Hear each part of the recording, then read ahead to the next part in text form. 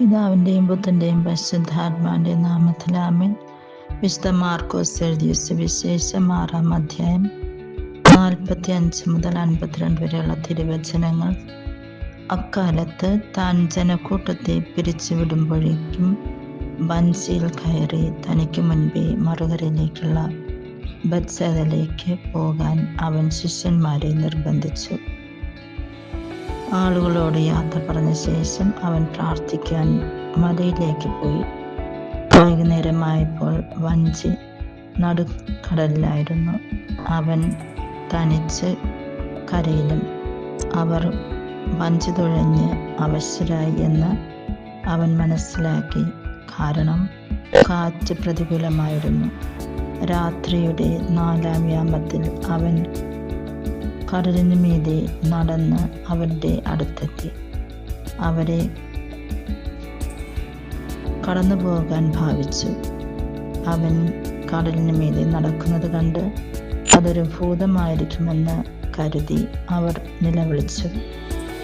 അവരെല്ലാവരും അവനെ കണ്ട് പരിഭ്രമിച്ചു പോയി. ഉടനെ അവൻ അവരോട് സംസാരിച്ചു, ധൈര്യമായിരിക്കുവിൻ, ഞാനാണ്, ഭയപ്പെടേണ്ട. അവൻ വഞ്ചിയിൽ കയറി. അപ്പോൾ കാറ്റ് ശമിച്ചു. അവർ ആശ്ചര്യഭരിതരായി. കാരണം അപ്പത്തെക്കുറിച്ച് അവർ ഗ്രഹിച്ചിരുന്നില്ല. അവരുടെ ഹൃദയം മന്ദീഭവിച്ചിരുന്നു. ഈ വചനഭാഗത്തിലൂടെ യേശുവിൻ്റെ അടുത്തൊരത്ഭുതം നമ്മൾ കാണുകയാണ് ചെയ്യുന്നത്. കാറ്റിനെ ശമിപ്പിക്കുന്നു. യേശു ശിഷ്യന്മാരുടെ അവസ്ഥ മനസ്സിലാക്കിക്കൊണ്ട് അവിടുന്ന് കടന്നു വരികയാണ് ചെയ്യുന്നത്, അവരെ സഹായിക്കുവാനായിട്ട്. മാത്രമല്ല, യേശു പ്രാർത്ഥിക്കുവാനായിട്ട് സമയം കണ്ടെത്തുന്നുണ്ട്. പ്രവർത്തനം മാത്രമല്ല, തൻ്റെ പിതാവായ ദൈവത്തിനോടൊപ്പം ആയിരിക്കുവാനും പിതാവായ ദൈവത്തോട് സംസാരിക്കുവാനായിട്ടും അവിടുന്ന് സമയം കണ്ടെത്തുന്നു. യേശു നമ്മൾക്ക് നല്ലൊരു മാതൃക കാണിച്ചു തരുന്നുണ്ട്.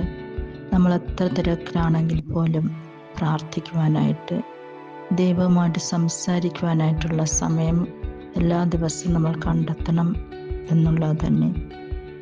അങ്ങനെ ദൈവത്തിൽ നിന്നും ശക്തി ആർജിച്ചുകൊണ്ട് നമ്മുടെ പ്രവർത്തനങ്ങൾ ആരംഭിക്കുമ്പോൾ അതിൻ്റേതായിട്ടുള്ള മാറ്റങ്ങൾ അതിലുണ്ടാകുന്നു. അല്പസമയം നമ്മൾ പ്രാർത്ഥിക്കുമ്പോൾ അധികം നമ്മൾക്ക് ചെയ്യുവാനായിട്ട് സാധിക്കും. 1 മണിക്കൂർ നമ്മൾ ചെയ്യുന്ന കാര്യങ്ങൾ പ്രാർത്ഥനയുടെ ശക്തി കൊണ്ട്, ദൈവം നമ്മുടെ കൂടെ ഉള്ളത് കൊണ്ട്, അരമണിക്കൂർ അല്ലെങ്കിൽ ഒരു 10 മിനിറ്റ് കൊണ്ട് ചെയ്ത് തീർക്കുവാനായിട്ട് ദൈവം നമ്മെ സഹായിക്കും. ദൈവത്തോടൊപ്പം ആയിരിക്കുവാനായിട്ട് നമ്മൾക്ക് സമയം കണ്ടെത്താം. ദൈവജനത്തിന് വേണ്ടി ജീവിക്കുകയും ചെയ്യാം. മറ്റുള്ളവരുടെ ആവശ്യങ്ങൾ കടന്നു ചെന്നുകൊണ്ട് നമുക്ക് സഹായിക്കാം. അതിനായിട്ടുള്ള കൃപാവരങ്ങൾ പിതാവായ ദൈവം നമ്മൾക്ക് ഓരോരുത്തർക്കും നൽകട്ടെ എന്ന് പ്രാർത്ഥിക്കുന്നു.